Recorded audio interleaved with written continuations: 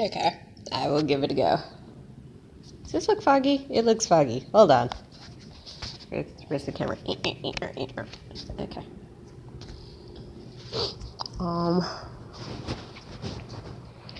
So, tree. And I think the part of like being loose is because you don't want to make like, let's do down here, like stark line. Here is my tree. Like you want to keep it loose.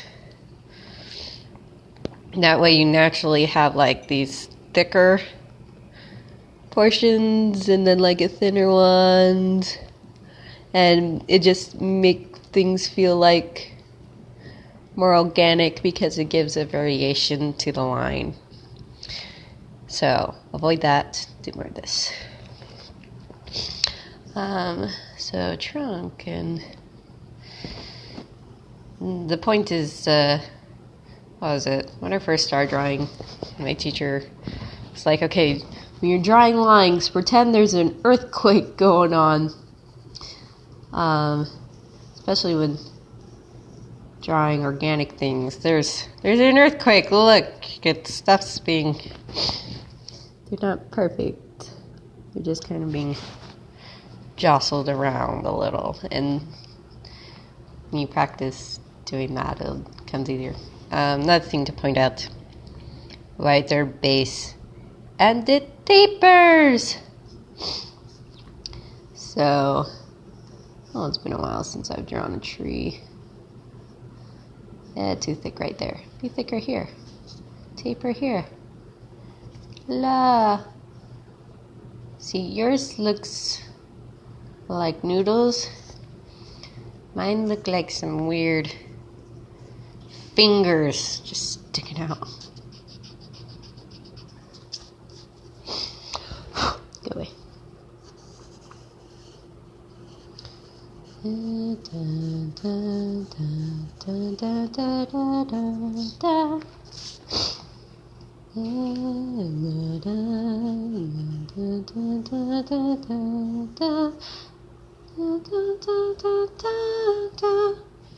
And these guys are friends. Oh man, that doesn't look good. Okay.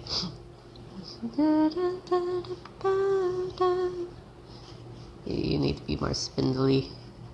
You would not be that thick up there on a real tree. So, tree. Let's go with that. Except these guys. This needs to disappear. You are a bad branch. Because branches will grow up to fill in whatever spots there are so they can reach sunlight. So 2 branches would not be growing to the same spot in order to compete for light. It would not happen.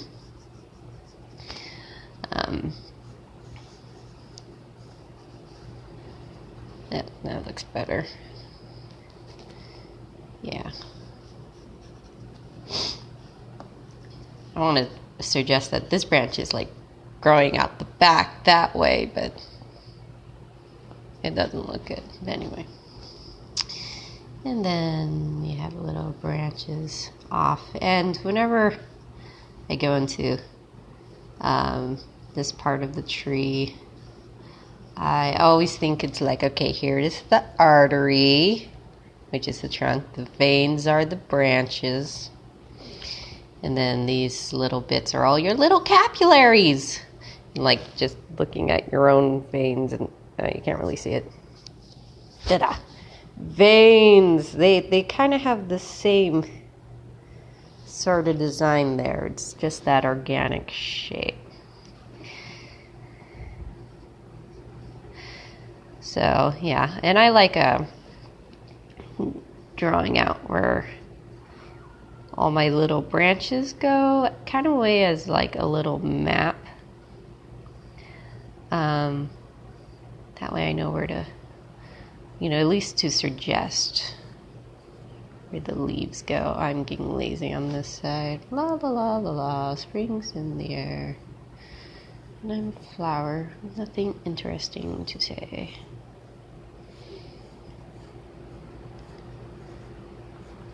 And these guys can kind of crisscross a bit. Oh yeah, this branch. La la la la la. Okay. And I liked his method where he basically does like little smudge. Oh, I need to sneeze. Excuse me. I'm the type where it's like, and now I shall draw each and every individual leaf. Wah, ha, ha, ha, which is a terrible idea. But usually with my trees, that's what I do. It's like only if I put them like far out into the distance do I use the smudging technique, which might be good. So one way, maybe I'll break this into 3 segments. This section, I will do individual leaf zone. This is my leaf zone. Welcome to the leaves. And I just like literally draw each and every single leaf because I'm a perfectionist. And I was talking to Brandon about this the other day, where this is why I get hung up on drawings and never seem to finish them, because I like to go into macro detail where it's like, hey, I am going to draw every single vein on the leaf on that tree way out in the distance, forever away, where there's no human possible way that you can even see all that. It looks terrible right there. It's too uniform. Anyway, there's no way you can see that. It's not humanly possible. But since I'm Superman and I'm the artist and I'm the god of whatever universe that I'm drawing inside of this page, no, that also looks horrible. What am I doing? Random branches on a leaves on a branch. Anyway, yes. Yeah, I need luminous. Deal with it, Melissa. Just deal with it. Okay. So yes, and the reason why I want to do that, let's see, I did the thick lines. It looks horrible. Is, oh yes, and then I would come back in here and shade every single and each individual leaf. So this is why I don't get done with drawings, because I want to show off how awesome I am. It's like, look, I've studied the individual anatomy of this leaf, and I will now display it on this non-consequential tree in the background. It's terrible. It's terrible. It's so terrible. So that's my go-to when drawing trees. That's usually what I draw. All right, now for this section, something else I do is I drew the branches. So now I'll just outline where the leaves are. And then I would come in and say, okay, now I'll shade these branches. Here's the sunlight, coming down from the right. And I'm just going to, it's horrible, I need a different pencil though.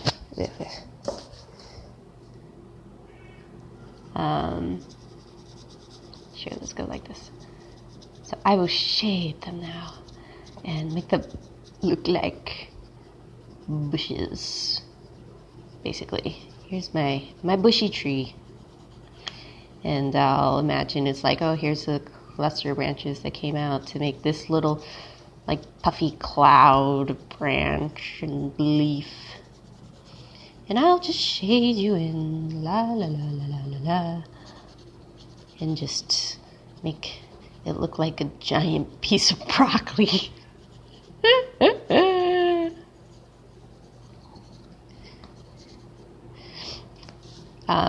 And when I paint, this is a lot what I do. lay down the lighter color in my bushy pattern, and then I come in with shadows, and then I would come in with my brush later and like put in different like darker, I don't know, darker colors, like here's my deep shadow, and put on greater highlights. But that's with painting. I'm doing this with a pencil. That doesn't quite work as well. So there is version number 2. Okay, version number 3, which I'm going to try, which that guy was doing. So this is what I normally do. Yeah. So this one, this is hard to do while holding the phone. Okay, be balanced. Like, I suppose it's like a combination of these two, where you just, oh my goodness, I need the broadside. Broadside, be broad. There we go. Now it's making the right shape. Sometimes you have to like go off to the side and like practice is like, make the shape I want you to make, and see, that's much better than whatever that is. So exactly. So this is where, like with most drawings, this is really how it should be done, where you are the artist. You absorb all this information in order to create a drawing or a painting, and then you don't have to actually give the realistic representation of that. Like, there are like many super high realistic people, or artists who do hyperrealism. Kudos to them. They have spent time to digest that information and how to put it back out. But the problem with doing it that way, it's very, very time consuming. And so a lot of artists, they learn how to cheat. So these are all cheats, what I'm doing here. Because they have learned how to take this information that they've, spent their years studying, and they digest it, and then they put out an interpretation of realism. So these are all different interpretations.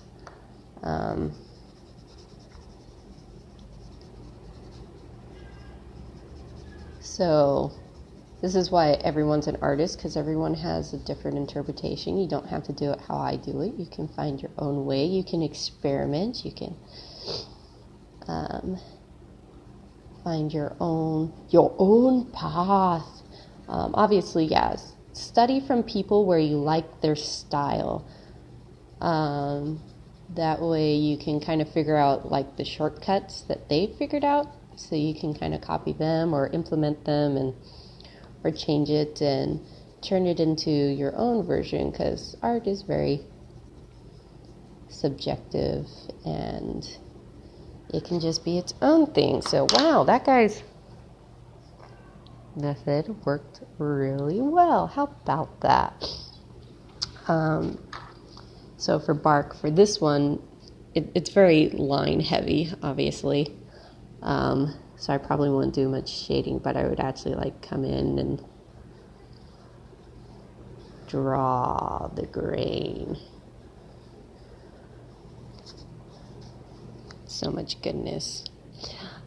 This one, I'd probably come in and just like kind of shade a bit, because it matches this style here.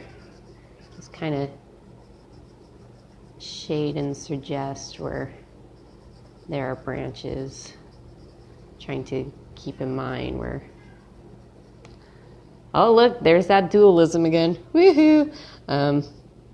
It's symmetrical. How could I? I'll throw in another branch in there. No, it's worse. Oh, man.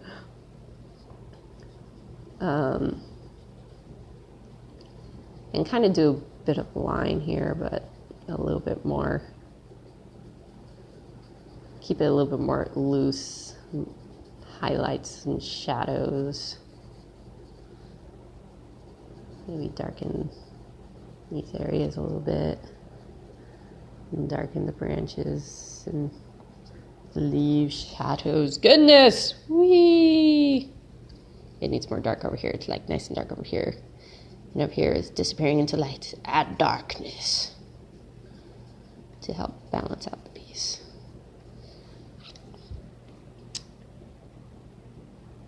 Yay. So for this one, I don't know, maybe just do the same as what I was doing over there. And I kind of like how this kind of has a lighter feel. It's not so heavy. So I'll probably just keep my grouping loose to kind of suggest the idea of bark.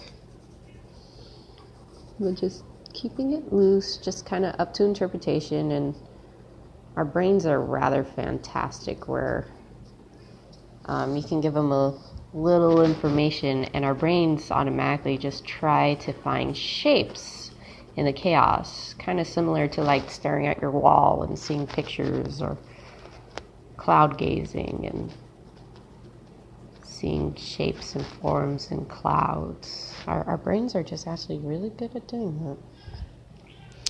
So there you go. Trees. The trees own it. Bye, Melissa. There you go.